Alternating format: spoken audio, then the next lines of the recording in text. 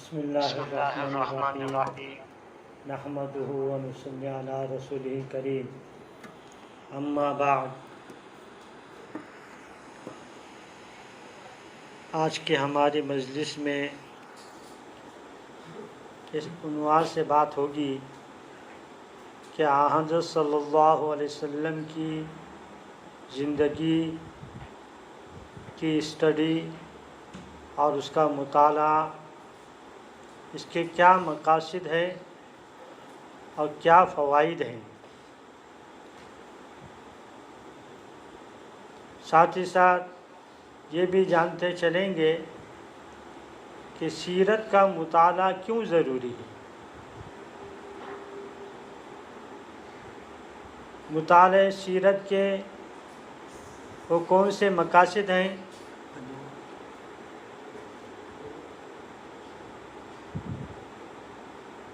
जो दुनिया व आखिरत में हासिल होते हैं।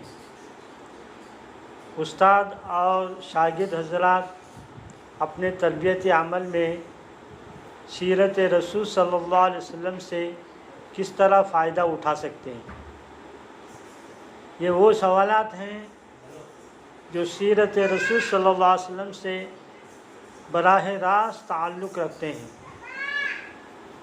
सीरत के कारी को, मुताला करने वाले को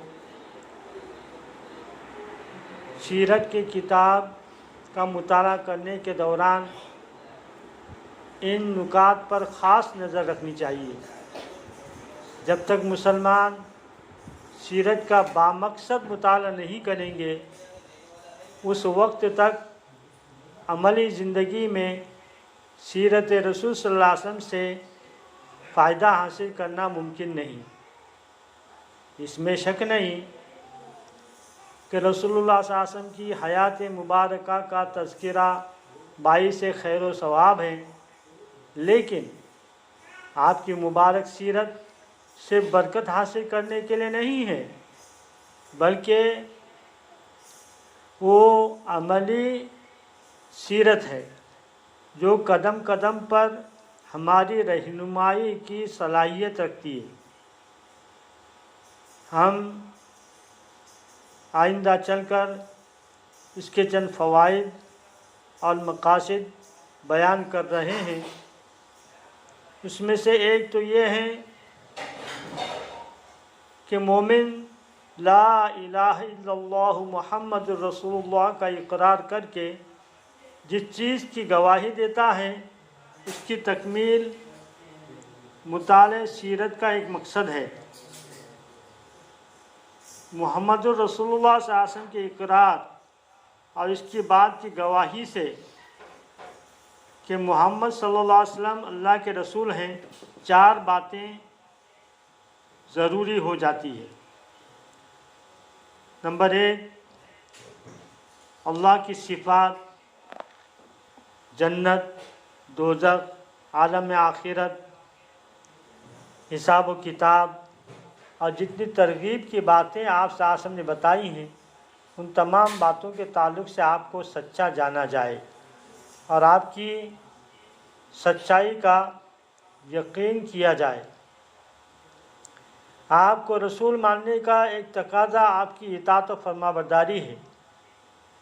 ज़िंदगी के तमाम शोबों में आपके अहकामात को नाफिज करना ज़रूरी है।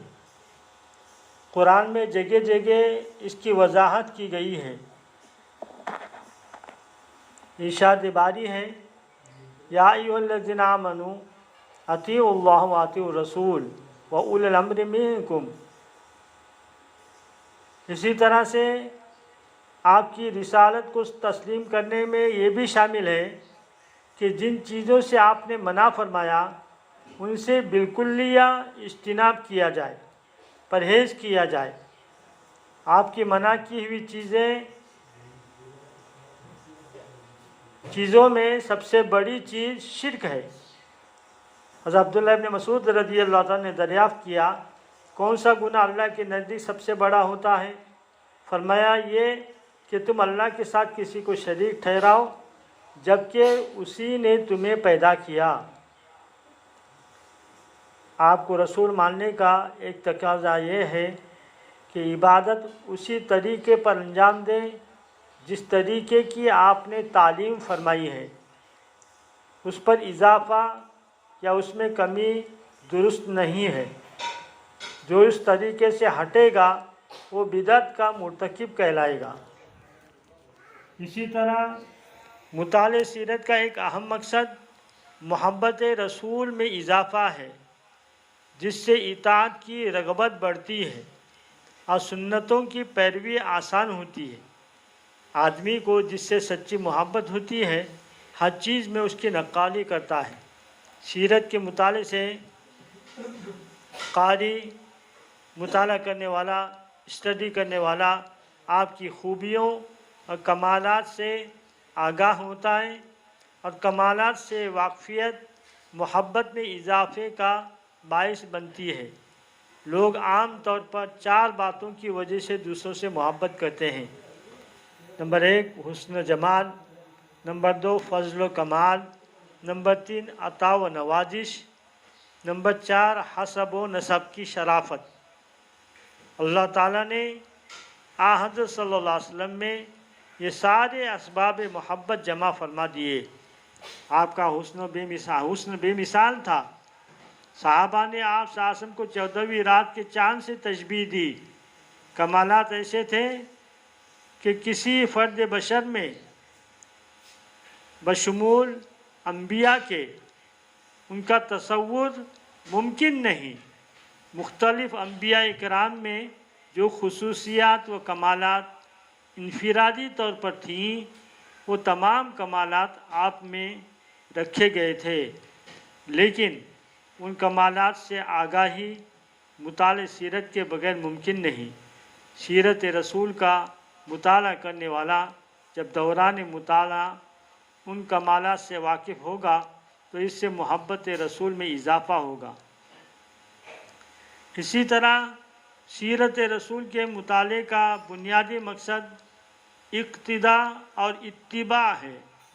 कुरान मजीद में इसकी वजाहत की गई है। इरशाद है, लक़द कान लकुम फ़ी रसूलिल्लाहि उस्वतुन हसना। तुम्हारे लिए रसूलुल्लाह सल्लल्लाहु अलैहि वसल्लम की ज़िंदगी में बेहतरीन नमूना है। आपकी मुबारक सीरत को अल्लाह ताला ने कामिल व मुकम्मल बनाया, जो ज़िंदगी के तमाम शोबों को मुहीत है। फिर इसके एक एक जुज़ को महफूज भी रखा। ऐसा इसलिए किया गया ताकि इसको अमली ज़िंदगी में लाना आसान हो।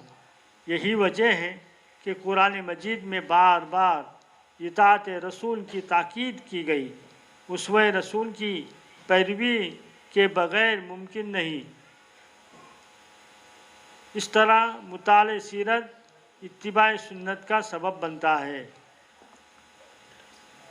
चुनाचे आज की मजलिस में इस बात के ऊपर ज़ोर दिया गया है कि हमको चाहिए कि आप सल्लल्लाहु अलैहि वसल्लम की ज़िंदगी का मुताला करें और आप सल्लल्लाहु अलैहि वसल्लम का ज़िक्र खैर जिस किसी भी मजलिस में, महफ़िल में हो, उस महफ़िल और मजलिस में हम शिरकत करके आप सल्लल्लाहु अलैहि वसल्लम की ज़िंदगी के हालात को जानने की कोशिश और फ़िक्र करें, जिससे आप सल्लल्लाहु अलैहि वसल्लम के ज़ात मुबारका से हमारा ताल्लुक़, निस्बत पैदा होगी और आप सल्लल्लाहु अलैहि वसल्लम की अक़ीदत और मोहब्बत हमारे दिल में आ जाएगी, जो हमको सीरत के ऊपर चलने के लिए आमादा करेगी और हज़रत सल्लल्लाहु अलैहि वसल्लम के नक्श कदम पर चलने के लिए, सुन्नतों पर चलने के लिए हमको मुआविन व मददगार बनेगी। वाखिर दावाना अल्हम्दुलिल्लाहि रब्बिल आलमीन।